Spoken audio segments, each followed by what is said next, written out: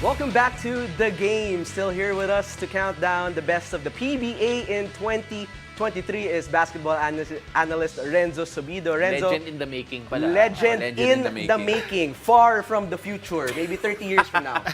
Well, Renzo, we talked about Ginebra already. And we thought, okay, they might win another championship. Yes. But then, there was the arrival of RHJ, the Kobe look-alike, as some fans may call it. How was that series for you that they gave Ginebra a run for their own money? Well, during the conference, a lot of people were saying that it's gonna be TNT all conference long. Yeah. And they ended the eliminations 10-1. Yeah. 10-1, number one in the standing. And during that series, we thought that Talking Tex was gonna dominate it, but Ginebra made sure to make it hard for them. And you can see, umabot ng Game 6. Yeah. And parang palitan yung panalo. Game 1, Game 2, Game 3, Game 4.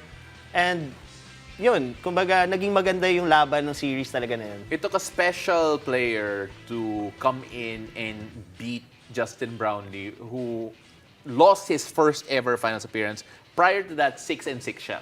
6 out of 6. And after this, 6 out of 7.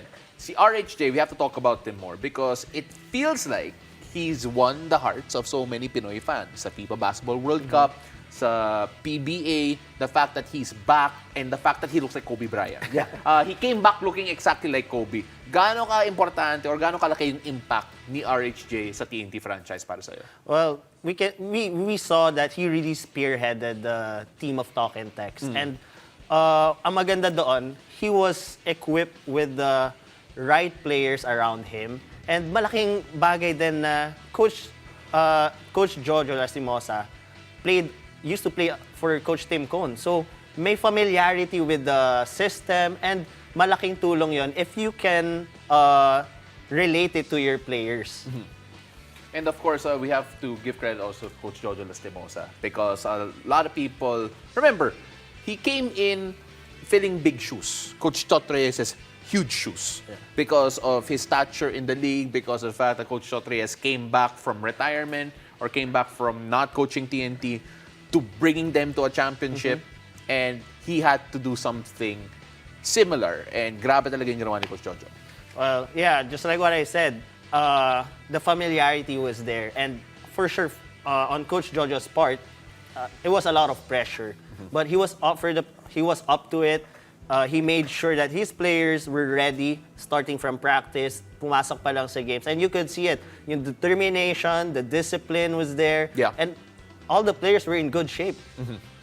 You know, Pao, as we segue to our next conversation, can you imagine if there was a 4-point line when Renzo Subido was playing? Renzo would probably average, 40, 50 points per game? Ilan ba? Ikaw na mo sabi? Well, 15 naman. 15. He's not humble at all. Confidence is key, bro. No, and the reason why we bring that up is because the PBA All-Star finally came back and started a few rules here that were a bit different. And one of them was a 3-point dunk. Again, importante na nakabalik yung PBA All-Star because it was, I think, the first since the pandemic.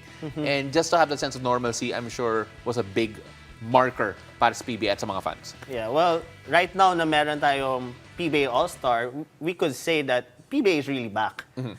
And this is the time na the players get to interact with their fans, entertain the fans. And what I like about this, kasi hindi lang siya fun but it was really competitive as well. And one player that was competitive was the finals All-Star MVP, Paul Lee. And you were sharing with me and Pao your favorite Paul Lee story. So why don't you share yung turn na Paul Lee ako sa PBA? Oh yeah, I was playing against him, defending him. Sabi ni Coach Pido, bantayan mo yan. Diba? So he was doing a series of moves. Tapos he's gonna take a shot in front of you, 3-4 steps away from the 3-point arc. So sabi ko, Coach, I did my part. Wala, pumasok. Alam mo, part of that, since it's 3 or 4 steps away from the 3-point arc, ayun, may 4-point line eh. Naka 7 4-point shots siya in that game. But again, it's great to see the PBA All-Star back. You take a look at the fact that the fans are now seeing even more out-of-town games, seeing more All-Star events going, traveling across the country, gaano kalaking bagay yon for those in the provinces? I'm sure you've seen the PBA when it goes around. Just how much does it mean to the fans? Yeah, watching PBA on TV live is still different compared to watching it in person. No? Kung andyan ka, mas mafe-feel mo yung love for the game, the intensity of the game, and especially when someone makes a really great move or a tough shot, diba? Mas mafe-feel mo yan, and you're gonna enjoy it even more. Especially kung may 4-point line. Yeah, definitely. Oh, definitely. We're not done with you yet. In fact, ikaw, you're gonna put him through the ringer here because after the break, we'll give a special shout-out to the PBA players that made 2023 their own. Stay tuned. You're watching The Game. How much do we love Pinoy sports? With all our heart, all the time. Download Pilipinas Live now.